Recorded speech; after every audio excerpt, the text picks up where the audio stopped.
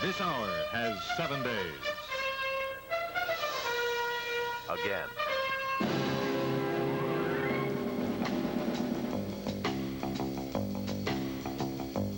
Hi, I'm Wendy Mesley. Anyone who has seen the Jerry Springer Show knows all about staged confrontations, the forced reunions, the predictable outbursts. Back in 1965, the approach was brand new. But that doesn't mean it wasn't offensive to many viewers when This Hour Has 7 Days tried it. They had invited 2 members of the Ku Klux Klan into the studio for an interview. Once installed, the interviewer then calls up a black civil rights leader. Contrived, for sure, but compelling, especially when they are all invited to shake hands. Also in this 7 days, Patrick Watson has great fun interviewing Orson Welles. Watson asks him how it feels to be known as a one-hit wonder, and Welles appears genuinely shocked that anyone might see him this way. And the down and out of the coming election. Imagine that.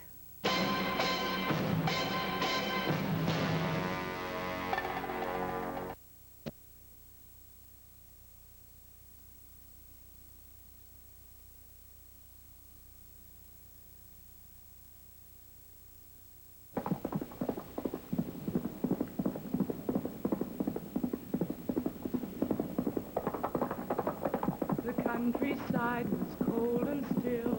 There was a cross upon the hill, and this old cross wore a burning hood to hide its frozen heart of wood. Father, I hear the iron sound, hoof beats on the frozen ground. In the state of Georgia, like I keep repeating, I can speak for the state of Georgia. Do you know of any incidents where I have been or the Klan has been involved to deny any citizen the right to vote in that state? Oh, yes, I do.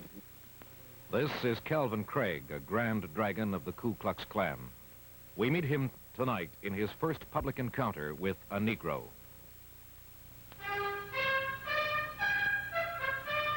This hour has 7 days.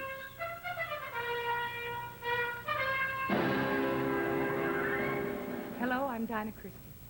I'm Patrick Watson. And I'm Laurie Lapierre. Good evening, ladies and gentlemen, and welcome to our 29th edition.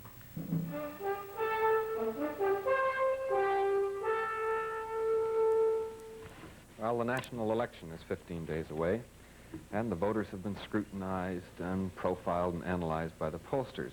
But there is a group of citizens at the bottom of the economic pyramid who don't go to political rallies, and people don't knock on their doors to seek their votes because they haven't any doors to knock on.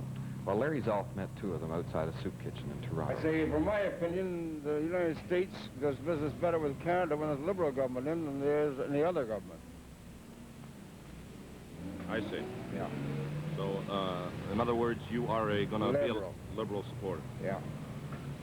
What is there about Mr. Pearson that attracts you?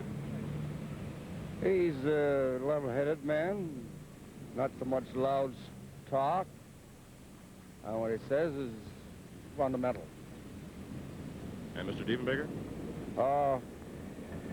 Pretty loud.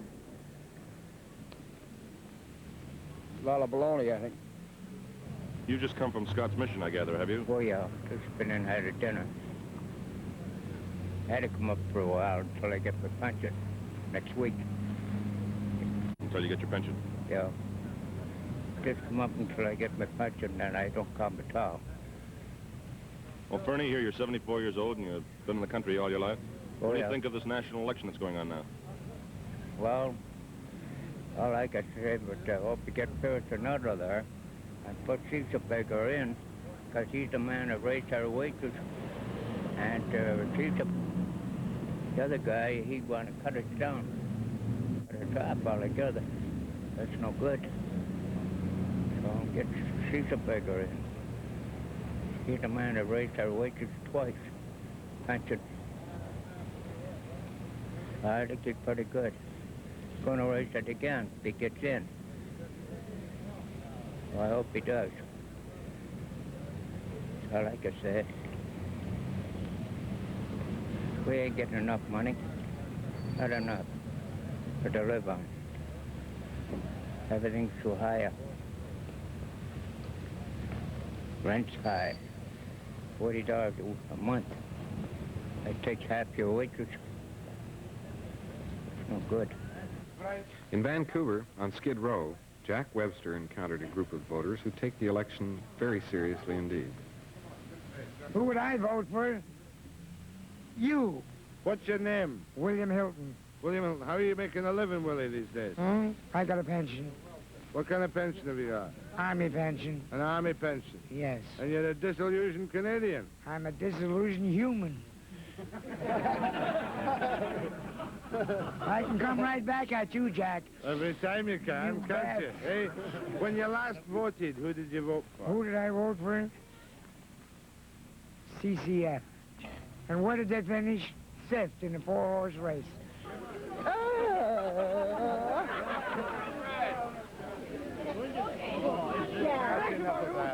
Just look at the camera over here. Good. Put your hand back your head a little bit. Go and see your face. Now, shut up. Quiet. Quiet, please. What's your name, sir? Lionel Blaze, B-L-A-I-S. All right, Lionel. What odds are you giving the new party to win the election? I hope I have a gun to shoot all the good parties of the welfare. Because you want to send me to the Stratford Hotel? That's where I'll lock all my You're friends. not here to talk about welfare. All right. Okay, now you can't. Now, just a minute it's now. no good. I'm not talking about welfare to you. Ladies and gentlemen, these people also have a vote.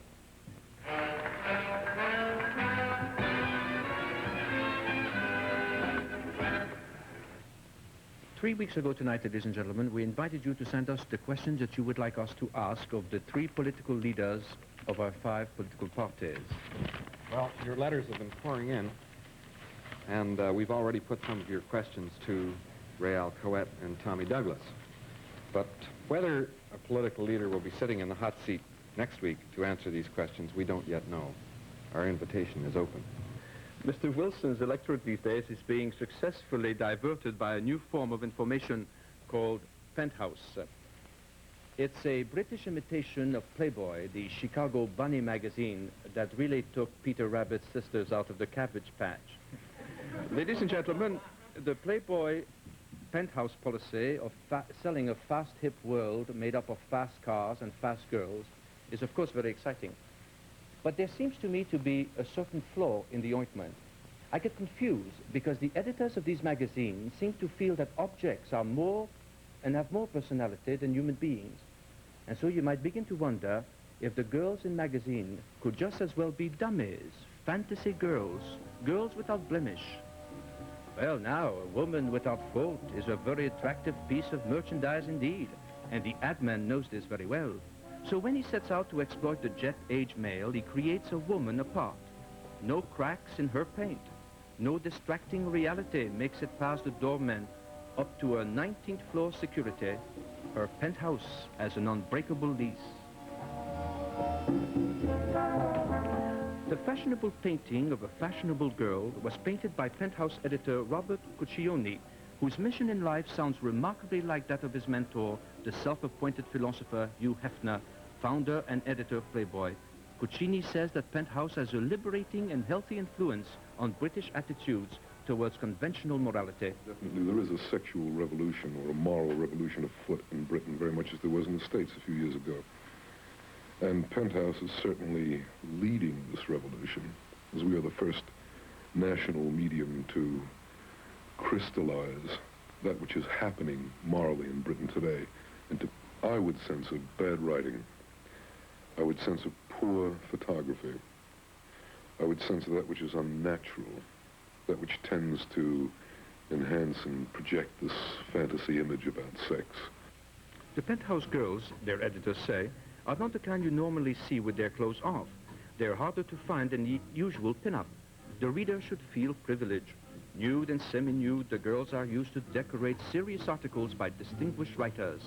But that has not spared them from attack. The most verbal critics, writing in the Presbyterian paper, the British Weekly, are the editor Dennis Duncan and playwright and novelist George Target. The main thing I have against this kind of magazine is that despite all their pretensions, all their loud words, all their great claims to be a liberating influence, they're fundamentally unreal. They're presenting mainly girls. They claim to be magazines concerned with girls. Unreal girls, carefully selected photographic models, photographed in peculiar positions, and these are being held up as an ideal of womanhood. We like sex, they say. They don't like sex, they like masturbatory imagery.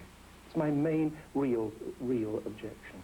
The particular harm is that they nibble away, as I see it, at the standards of our common life. It seems to me that society is held together by certain basic standards, and that if these standards, in fact, are broken down, then you begin to get disaster. Now, it seems to me that marriage and love and all this kind of thing involves those standards, and this is a deliberate attempt, as they say themselves, to change the morality that we know, and this seems to me to be a threat to the moral life of the nation. I don't necessarily agree that it's a threat to the moral life of the nation. I think this rather tends to believe that the old ways that we have known for so long have necessarily been the best ways. I think that we should encourage change. And I would hasten to add, as a passionate Christian, that we should do nothing about them. We shouldn't try to stop them or ban them. What we have to do is to educate people to see them for the tripe that they are, for the cancerous tripe. And I agree that if they do go on succeeding, as they so painfully and obviously do succeed, then we are in for all kinds of trouble, because human relationships are being broken down. The boy marries the dream girl and says, "Oh my God, is that what I've got?" when he sees a real girl for the first time. These observations are not, however, worrying the news vendors. Well, Penthouse has been selling very well lately. I'd say about 200 in the last fortnight, more than any other single magazine on the stall, roughly. The people that buy it are between the ages of, average age, I should say about 20 to 30, little above, some older people. It depends on the sort of people that are interested in the thing. Perhaps it does not matter very much that glamour figures have moved out of the shop windows to become the ornament of serious writing. Perhaps the formula of instant sex won't work in the long run. But if it does fail, it won't be because of moral objections to unreal women. Penthouse and Playboy both make pretentious claims for moral seriousness. But where they fall flat on their little bunny tails is that they say nothing about liberating women, not a word. Women in that fantasy world, to borrow a phrase, climb obediently out of their clothes and back into their chains.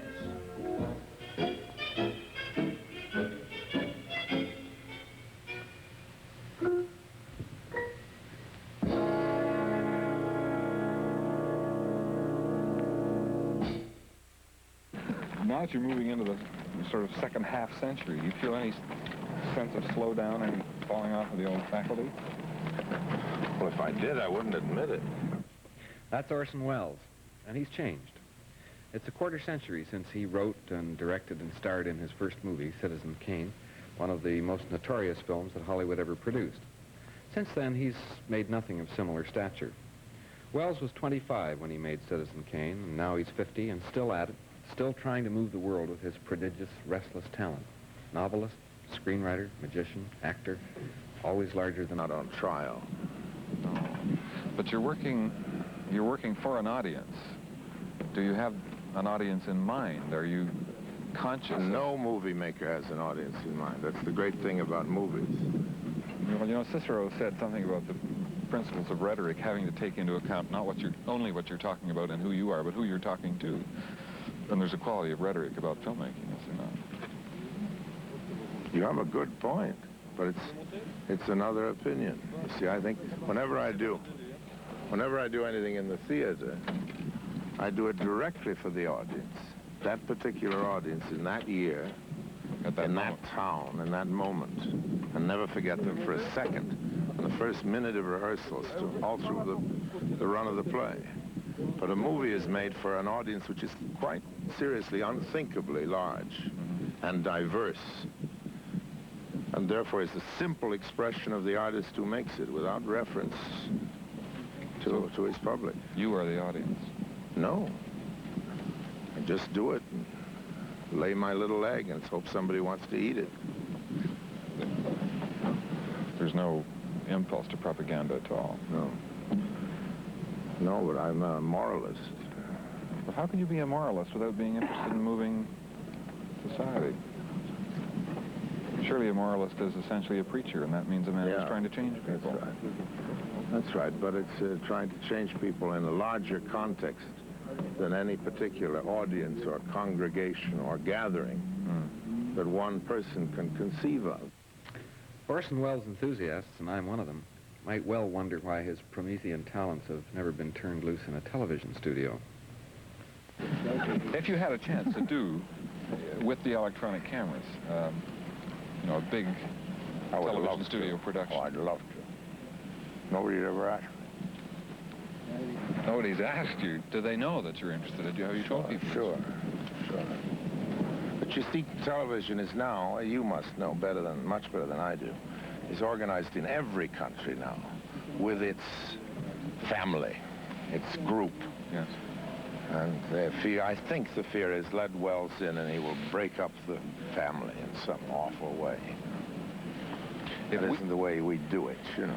Yeah. If we in Canada had enough money to excite you, would you come and make a television production in Canada? You bet. Have you any idea of the kind of thing that you'd want to do? No, I'd have to think. I'd have to stop and think, because now so much is bid on in television. Things that I had ideas for, people have done now. You know.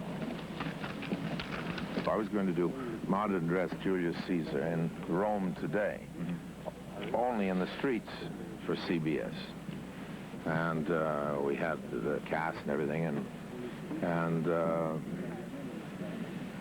they wouldn't let me spend. I needed $12,000 for costumes, uniforms, and that they wouldn't agree to. And they had $18,000 on their budget for executive salaries and hotel expenses in Rome.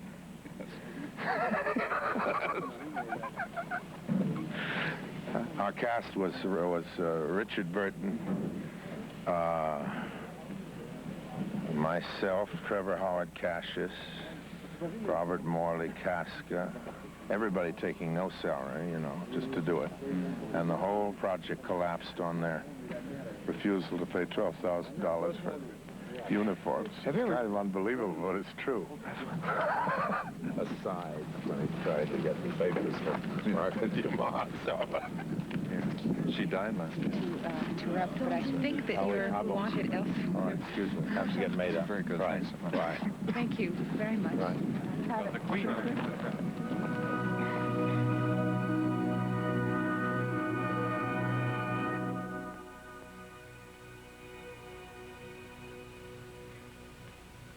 Ten years ago, George Chuvalo became a professional prize fighter. In 8 days, he'll climb into the ring at Toronto's Maple Leaf Gardens with a man named Eric Terrell from Cleveland, Ohio. 15 rounds at the most. In less than 1 hour of his life, Chuvalo will know whether his gamble has paid off.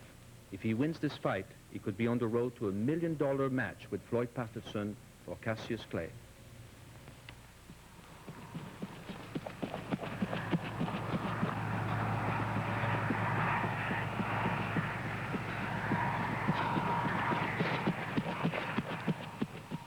Before I ever became a fighter in the first place, what I really wanted to be was a great fighter. I think ever since I was a little kid, I always wanted to be a fighter. And when you're 7 or 8, you don't really think of the money. You just think of how great it would be to be, you know, a great fighter. I would love to become wealthy through fighting, but I'd also love to become heavyweight champion of the world. This would be fantastic.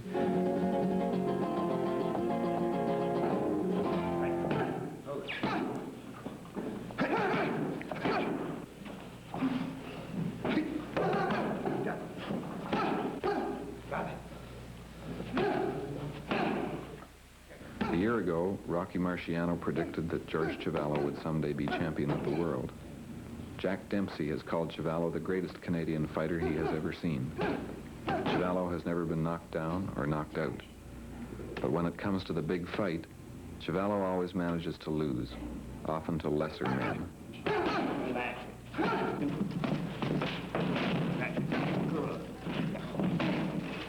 In 10 discouraging years as a professional fighter, Chuvalo has earned little more income than a man who chooses to punch a clock instead of heads.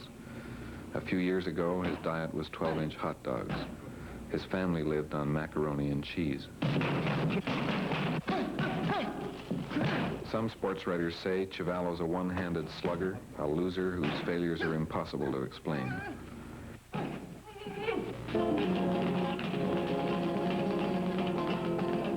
For months before a fight, and there have been 44 in 10 years, Chiavallo is driven from dawn to dusk.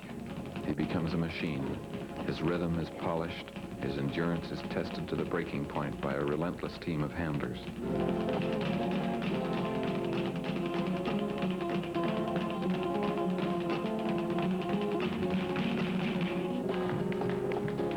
Training is isolation, a way of life that has turned George Chiavallo into a monk in a silk monogrammed robe. There's no time to be a father to 4 sons or a husband to a wife. A win this time could lead to a match with Patterson or Clay. That would mean money. It's his last chance. He's 28 years old. If he loses, well, he has his guarantee, $25,000. Enough to start a small business, maybe a tavern. Nobody knows better than Chiavallo that this is the biggest fight of his life. I think to be really a successful fighter, a man has to be hungry. And if I make it as a fighter, my kids won't be hungry. And on the other hand, if I don't make it as a fighter, I certainly want my children to go through the same grind I did and possibly not make it. So I don't think I really want them to be professional prize fighters.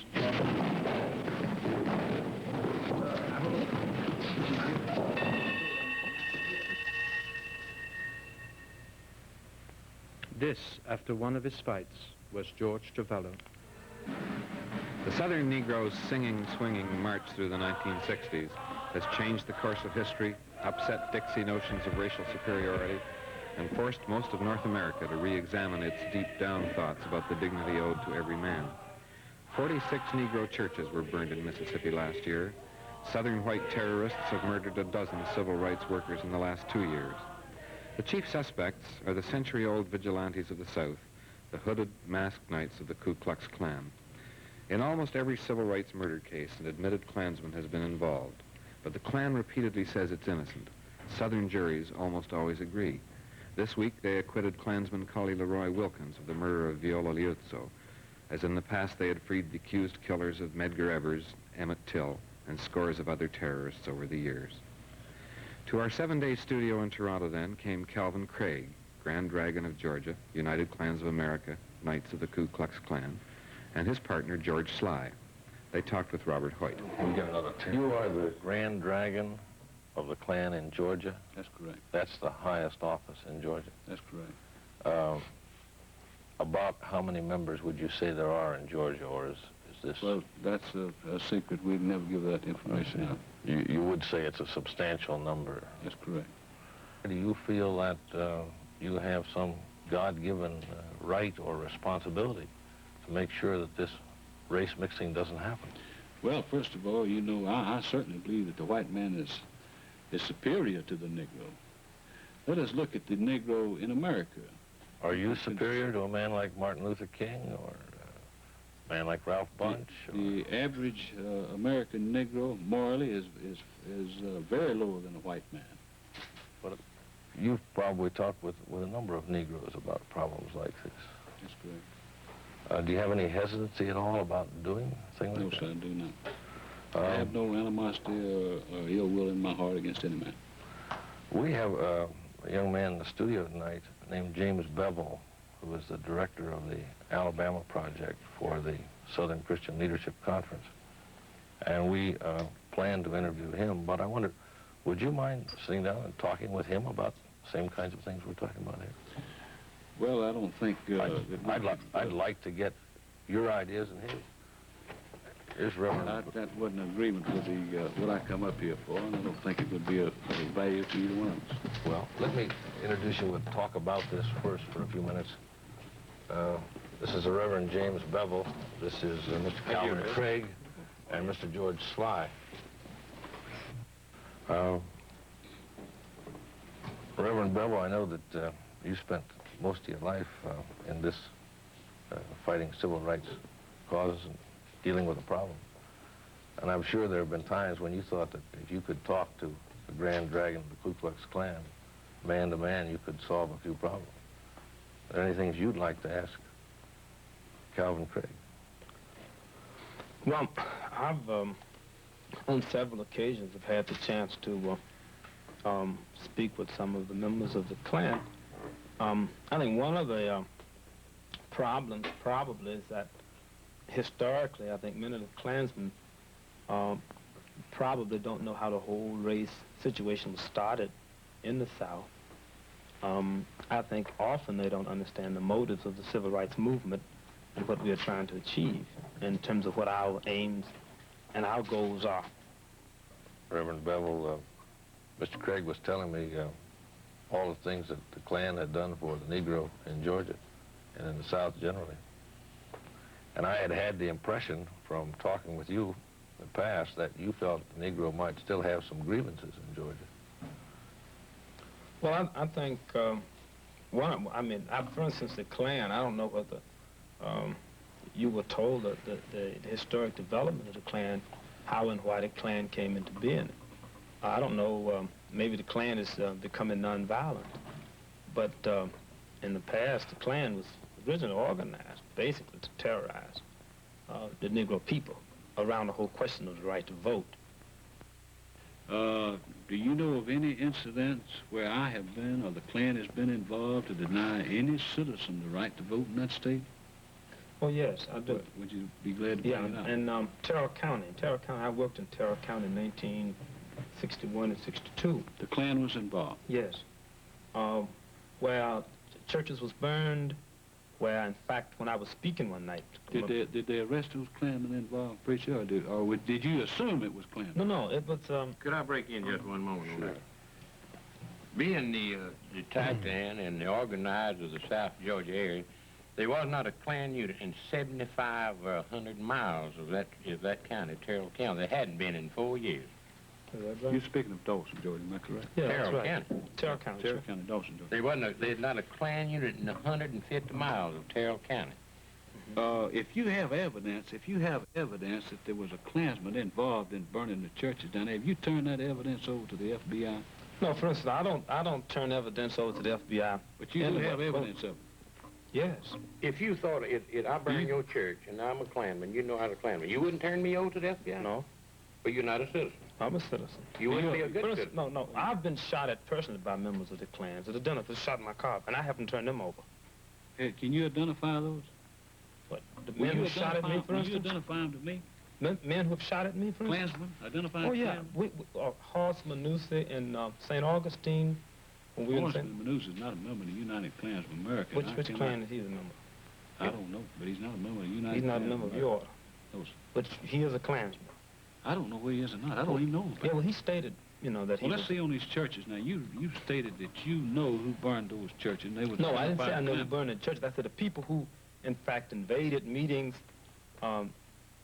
terrorized people, who intimidated. Yeah, you said you had knowledge of their identity. Yeah. Will you identify them before the FBI?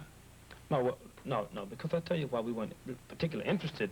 Well, do you think that's doing right as a citizen now? It's supposed to be law-abiding, law-upholding.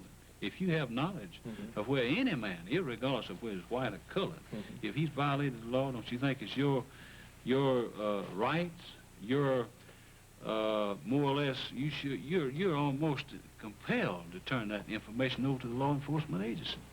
No, I may or I may not. No, but let me say, in the Georgia situation, would you be in the willing to go Southwest, before a grand jury and identify these people? In other words, I'm for identifying any person that violates the law, irregardless of whether it's a colored man or a white man, whether he's a Klan, or whether he's NAACP, or whether he belongs to some other fraternal order. If you have such knowledge, I would appreciate it if you would care before the FBI or care before a grand jury, and I assure you that I can have one of them to contact you for such information. Okay, let me say why we did not.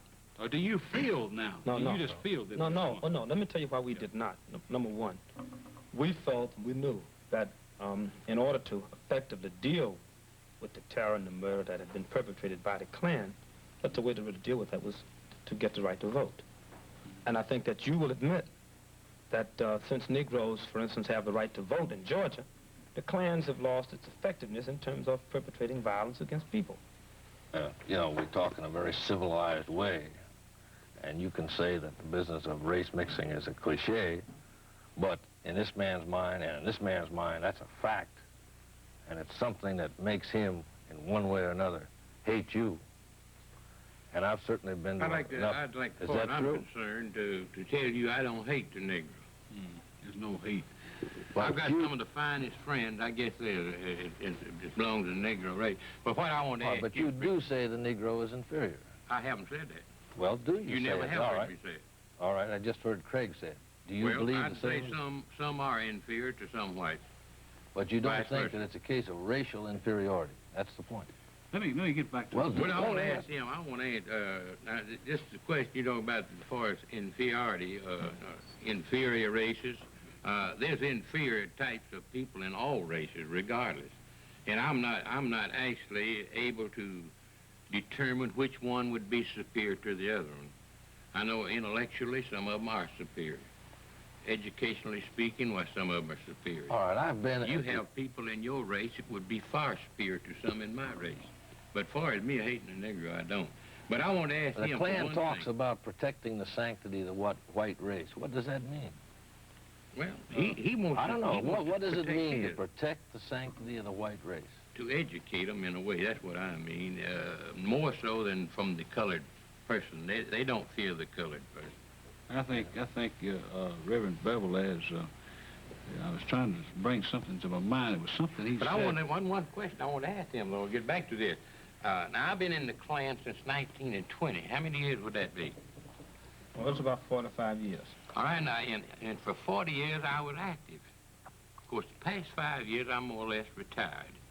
I go occasionally, I have a degree team, and I travel throughout the Southland to initiate new candidates. But you spoke of mass murder. Tell me just in one instance where there's ever been any mass murder created by the Klan. Oh, well... Can you just tell me one instance? Yes, I can't, for instance, I can't just recall documents, but I have a book on the activities of the Klan, the lynching of Negroes, the burning of Negroes. I had an uncle, in Duck Hill, Mississippi. Now, you reckon the Klan did that? Oh, yeah, they came out in their robes. Reverend, that goes back to a while ago. Well, let's You leave said- that alone. That was in my You lifetime. said the When they Klan come would back out of the burn these Civil churches War. and all, I asked you to identify them, and you refused to do it. So, to Well, me, the point that's... is, it's no point in identifying a Klansman to a Klan jury, in the South. It's no point. Well, what I was trying to get you a while ago, they wasn't a Klan, they wasn't a Klanman in 150 miles of that place. And I got a receipt at home where I donated $25 to one of those churches. And I'd like to say one more thing. A schoolhouse was burned in my county, and the first thing was said, the Klan rode. They're Klan riding. They probably burned the schoolhouse. So just recently, they convicted a Negro boy and sent him off for 10 years. He admitted burning the school, and he was caught at the school. All right, let's maybe stay with the cliches if that's what they are. But you keep telling us how you love the Negro, and you have nothing I didn't against say him. I love him. I respect the Negro in his place in society, just like I hope he respects me in mine. All right, as a Klan's role... Well, what is your place? What you mean by your place and my place? I'm a Christian man. Mm-hmm. I go to church. I take part in all civic affairs in my county, and I don't try to persecute anybody. I don't take any part in any controversy between your race and my race. You know, you keep telling me the Klan is just a fun-loving group of boys who are out to help the cause of the Negro, except they don't want them to get a job. No. Well, why don't they want them to get a job? Well, what do you mean when you say they're I'll challenge protecting any man to tell me where a Klansman is... well, you just tell me what you mean when you say... we want to keep our job, All right, but I didn't say keep your take job. his job. Oh, you want to keep your job. You want to keep the Negro from getting your job. Well, naturally, I'd like to see every Negro in America What working. makes I'd you like to think see a every Negro boy is working, after every your one. job? Well, you know, that's always been it. In other words... Well, I don't know that's always been it. You say that's First of always all- been it. What makes you think a Negro is after your job or the job of any other white man in Georgia? First of all, let me bring one point out here, what I'm trying to do in Georgia. What makes you think? Yes. What makes you think that there is one Negro in the whole state of Georgia that wants your job? The nigger can't get my job. I'm not worried about that. Why can't he get your job? First of all, I'm the leader of the Klan. He has to be white, and he's not white, so he can't Why qualify. can't he get in if he's white? Why can't he get in? Right. Just because I can't get in Bernard Ritt. No, why can't he get in the Klan? Because he's not white. He can't qualify. What's the regulation in the Klan says You he gotta be can't? white. What else you gotta be? You gotta be a native-born Gentile Protestant. Christian. Right. Well, what Why about won't you take a Negro in? Because he's not white, he doesn't qualify. Why can't I get into Bernard Ritt, the Anti-Defamation League? Why can't I get into the Knights of Columbus? Because I can't qualify. Calvin, Bevel here has laid out a program. He says, in effect, we need your help. And what are you going to say? You're going to help him? You're going to join Martin Luther King and help him? You get President Johnson to let the Klan leaders and the Negro leaders be on that Civil Rights Commission. And then you will eliminate all of your violence. You will eliminate all of this hatred among the white people, which we have repeatedly asked for. In the state of Georgia, let me tell you Wait just a minute, Calvin. Why don't we just think about the fact you're saying we got to sit down and talk together, but you're heading an organization as the Grand Dragon in Georgia with his green hat, who says that we're not letting any niggers in our organization. We're not going to talk to them. How are you going to talk to them around the conference table if you won't let them in your organization? Well, that's like this. The Klan is a fraternal organization. It's just like he might belong to some Negro fraternal that I couldn't belong to. There's anything. Yeah, but that organization is... organization that I can't belong to. Now, what are they? Never mind. That organization, nevertheless, is dedicated to protecting white supremacy. Well, now you... To protecting, as you call it, the integrity of the white race. You go right back to what he's talking about. Is about that true or not? Sure it is. What integrity? Integrity that we've cultivated for hundreds of years. You're trying to protect let us look at the old race here. Let us look at 10% of the population of this country commits over 50% of the crime. Why won't you let them in? Well, why do they commit so much crime? Why are so many on welfare that they in Atlanta, that's Georgia? Because do you think? All right, let's say this. Let's say a job waiting on Calvin, them, but most of them will stay at home and draw their welfare. But I thought Calvin, we're almost out of time. Equality, and the other hand, they holler for a welfare check. All right. And the only way you can eliminate this is put them both at the conference table and find a workable solution for full employment. I'm not electing him to the Senate because he's going to filibuster. Now, Calvin, will you wait just 1 minute because we're almost out of time? You say the reason you won't let him in is because he's responsible for crime and he's illiterate and he's all these things. All right. Let's say that somehow by some miracle a Negro manages to pull himself up and he's literate and he's got a lower crime rate than you got. Then are you going to let him in the Klan? No, sir. Why not? Why not? Because that's in our bylaws. Oh, bylaws. You can change bylaws, can't you?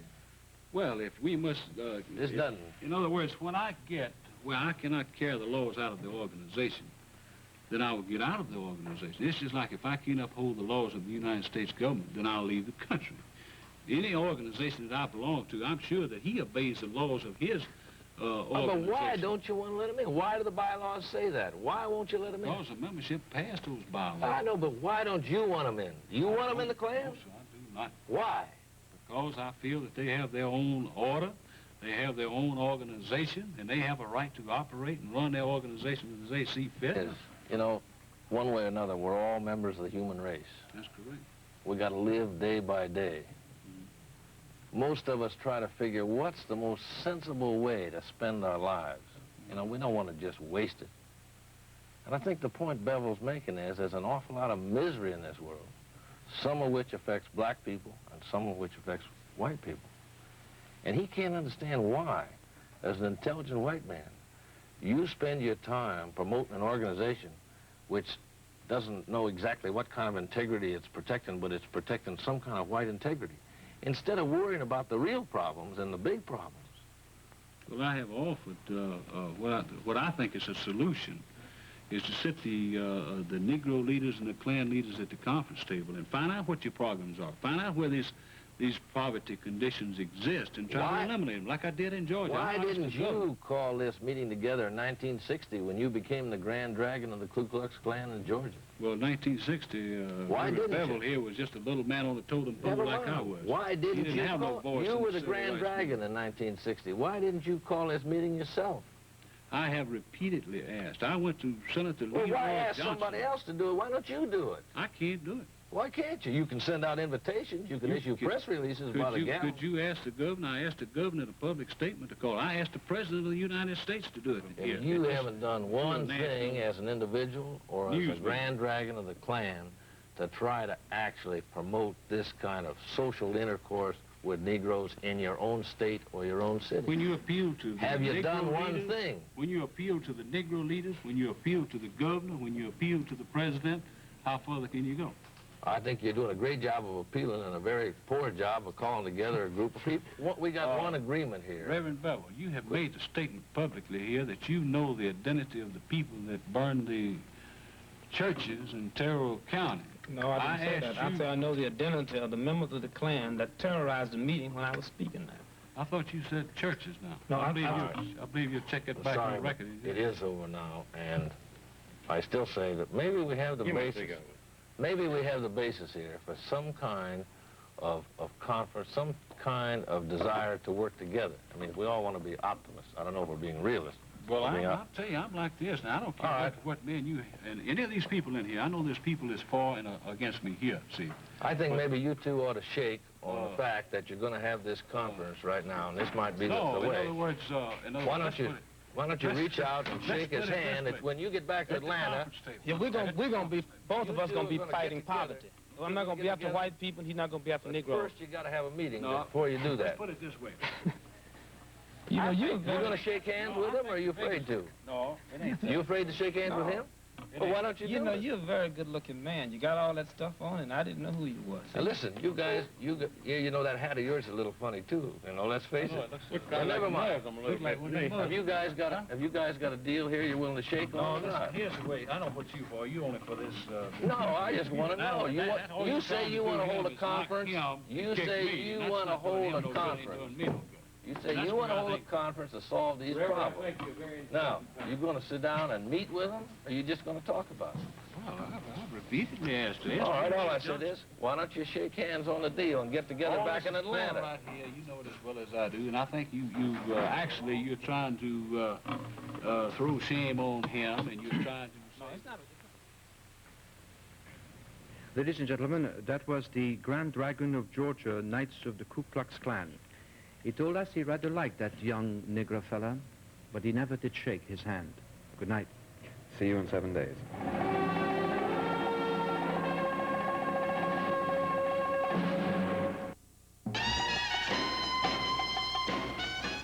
Join us next week at the same time for This Hour Has 7 Days again. Good night.